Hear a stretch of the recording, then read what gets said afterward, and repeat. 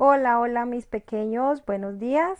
Les doy la bienvenida a su clase número 7 del área de Ciencias Naturales en la semana 14.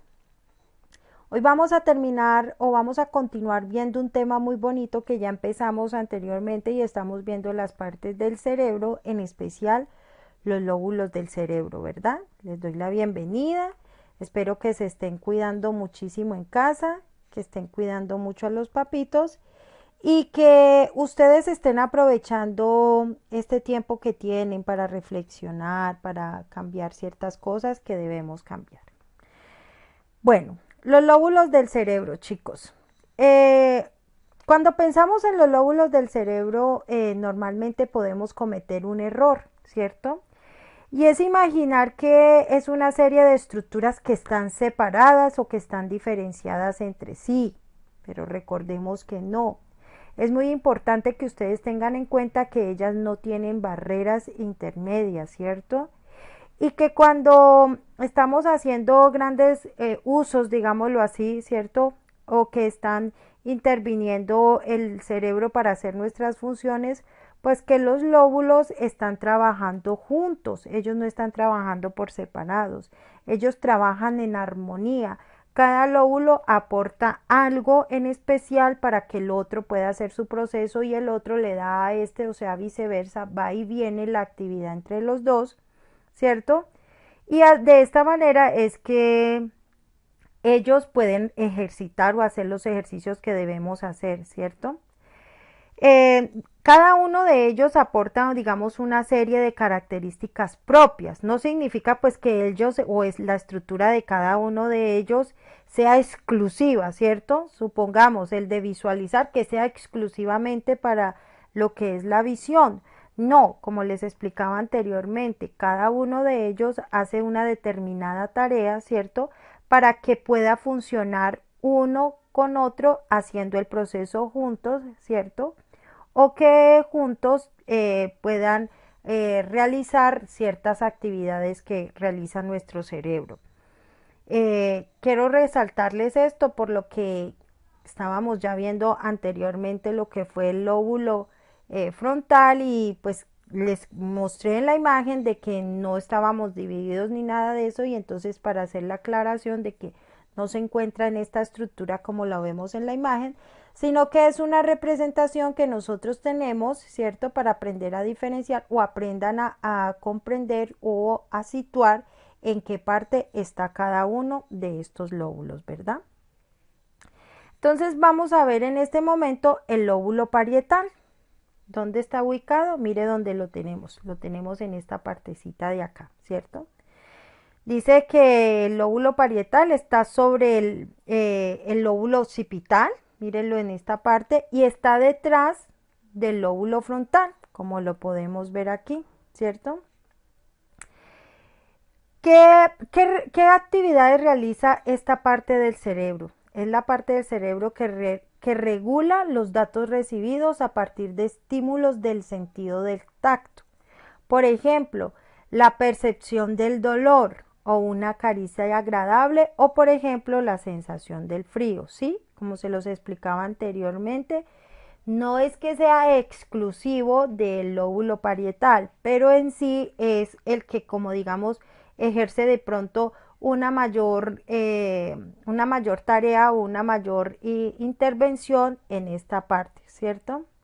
Además, en esta área es donde se capta la información sensorial, ¿cierto? Relativa a la mayoría de nuestros órganos sensoriales. Entonces, ¿qué quiere decir? No simplemente como dice aquí que es al tacto, sino que también puede ser relacionada con el gusto, con el olfato, con la visión, con la audición, porque recuerde que nuestros órganos sensoriales son esos, ¿sí? Entonces, él aquí puede aportarle a ese tipo de órganos, ¿cierto? Y es aquí donde se propone y se regula la sensación del dolor. Entonces, cuando yo estoy sintiendo dolor, el que me está haciendo sentir, ¿cierto? O el que está mandando esa electricidad o esa sensación es mi lóbulo parietal. Ahí es donde yo puedo sentir, digamos, que me está doliendo la cabeza o que me duele un dedito, es aquí donde se concentra esa información, en el lóbulo parietal, y de ahí es donde sale la información hacia mi cuerpo y es donde puedo definir o saber en realidad dónde es que estoy sintiendo mi dolor, ¿cierto? Es además gracias al lóbulo parietal que yo puedo comprender la naturaleza de los números. O sea que cuando una persona, digamos, tiene falla en la lógica numérica, ¿cierto? O tiene problema en la escritura de los números o cosas así relacionadas con los números, pues quiere decir que está teniendo, digamos, una fallita o presenta una falla en el lóbulo parietal, porque es allí donde nosotros tenemos la relación con los números, ¿cierto? Y las competencias matemáticas. Entonces, en esta parte, pues es muy relevante nuestro lóbulo parietal para saber lo de nuestra lógica matemática o poder hacer esas relaciones matemáticas. Vamos a ver ahora el lóbulo occipital. Mírelo donde lo tenemos, ¿cierto? El lóbulo occipital se encuentra, digamos, como en la parte de atrás de nuestro encéfalo, ¿sí? Como podemos ver, es el más pequeño de todos los lóbulos, pero a la vez es el más interesante de todos, ya que allí se sitúan, pues, la visión, ¿cierto? Es como nosotros, digamos, podemos organizar y conectar la mayoría de nuestros procesos mentales, ¿cierto? En el lóbulo occipital, pues tiene la importancia clave de todo lo relativo con nuestro sentido de la visión, ¿cierto? Es lo que hace que, digamos, nosotros podamos en el área visual hacer esa conexión o esos patrones para saber cómo estamos nosotros situados y poder diferenciar cada uno de los objetos que están situados alrededor de nosotros, ¿cierto? Es el que nos ayuda, digamos, a diferenciar los colores, ¿sí? Y también, pues, él participa en la elaboración de las emociones y en los pensamientos, ¿cierto? Como se están viendo, chicos, entonces es allí donde se procesa. Recuerden que nosotros al inicio hablábamos que allí era como una cabina de todos los procesos, lo que es el encéfalo, ¿cierto? O nuestro sistema nervioso central, es donde se localiza todos los procesos que van hacia nuestro cuerpo, ¿cierto? Entonces en el lóbulo parietal, occipital, perdón, es donde nosotros podemos localizar y hacer todo lo relacionado con la visión, ¿cierto? Entonces, gracias a esto es que nosotros podemos diferenciar los colores, diferenciar la forma, porque todo se procesa en este pedacito que tenemos acá. Que miren, no importa el tamaño, chicos, sino en realidad su ejercicio o la importancia, lo que hace en el proceso de nuestro cuerpo a diario, lo que hace el lóbulo occipital es demasiado importante. Vamos a ver ahora el lóbulo temporal. El lóbulo temporal son lo que tenemos, digamos, a los lados, ¿cierto? O lado y lado de nuestro encéfalo. Está cerca a las sienes y estos lóbulos son los que regulan también regulan mucha cantidad de procesos, ¿cierto? Como hemos podido ver hasta el momento, pues resulta muy complicado asociar uno o el otro indicado solamente a una sola estructura o a una única función, ¿cierto? Todo depende unos dependen de otras, ¿cierto? Y todos se hallan conectados y favorecen para que el cerebro funcione en armonía, ¿cierto? O funcione de la mejor manera. Entonces, en esta parte nos encontramos que el lóbulo temporal nos ayuda a reconocer los rostros.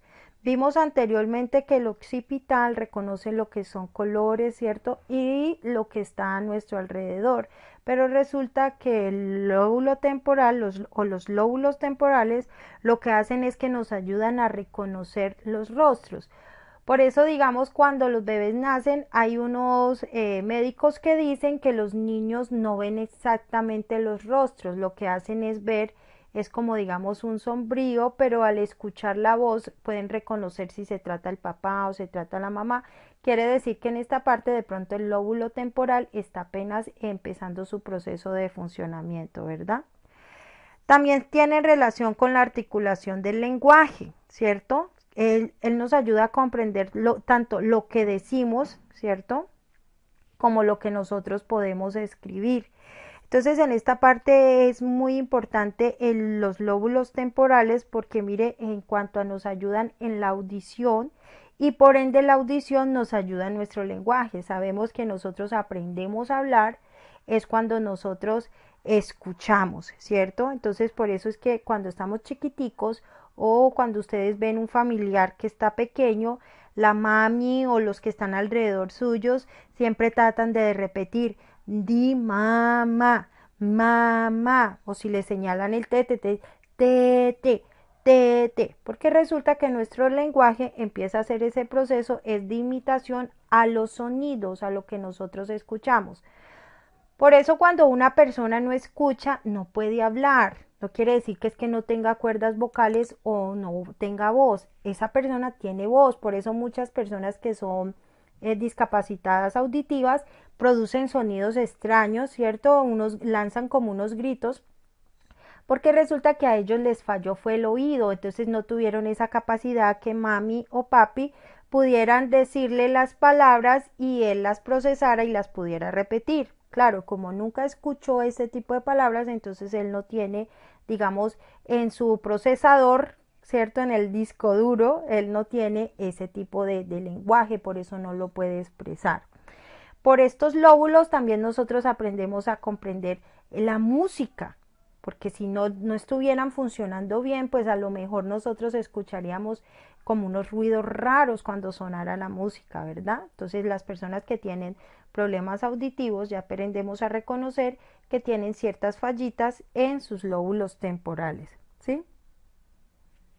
Además, chicos, cuando nosotros tenemos problemas de equilibrio, ¿cierto? No sé si ustedes algún día han escuchado o lo vamos a ver más adelante en lo que son las enfermedades de nuestros sistemas.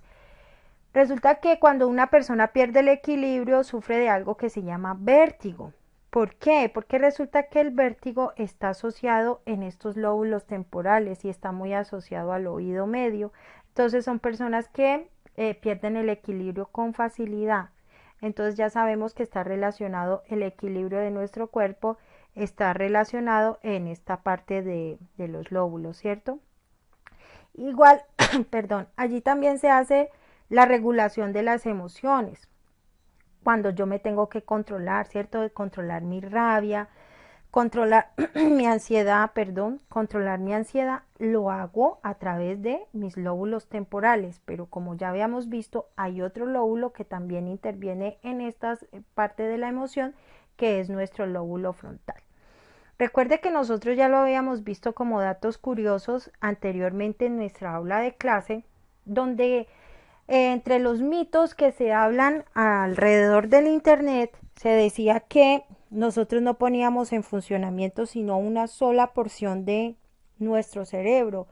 Con todo esto que estamos aprendiendo, chicos, que se los he dicho que no es solamente para la asignatura, y vuelvo y se los repito, no es solamente para la asignatura, no es solamente por aprender sobre el sistema nervioso, en especial el sistema nervioso central, lo vamos a aprender es para la vida. Cuando alguien dice que no hemos utilizado sino una cierta porción de nuestro cerebro, que nos falta poner en ejercicio otra porción, hablan del 70 y el 30 más o menos, que solo hemos utilizado como el 70, que nos quedaría faltando el 30.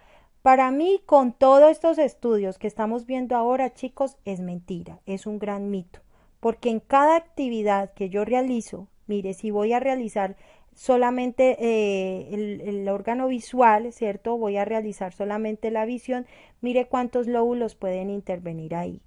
Si voy a tener una emoción, cuántos lóbulos se están poniendo en funcionamiento. O sea que si nosotros en el cerebro tuviésemos unos bombillitos aquí como un circuito electrónico, ¿cierto? donde tuviéramos unos bombillitos aquí. Entonces, cada vez que vamos a utilizar cierta parte de nuestro cuerpo, ciertos sentidos o ciertos órganos sensoriales, pues podríamos ver en realidad cuánta parte de nuestro cerebro se estaría alumbrando. ¿Qué quiere decir esto, chicos? Que sí lo estamos utilizando y lo estamos utilizando yo creo que completamente, porque cada una de estas partes tiene su conexión con la otra. Chicos, cuida tu cerebro, que tu cerebro cuidará de ti. Es muy importante. Ya que estamos aprendiendo a conocer cada una de las partes de nuestro cuerpo, sabemos que asimismo debemos cuidarla. Es un gran tesoro lo que nosotros tenemos. No vaya y sea que por algún descuido, chicos, podamos interrumpir ese funcionamiento normal de nuestro sistema nervioso central. Recuerde que se verían implicados muchísimas cosas o muchísimos sentidos en cualquiera de estos daños.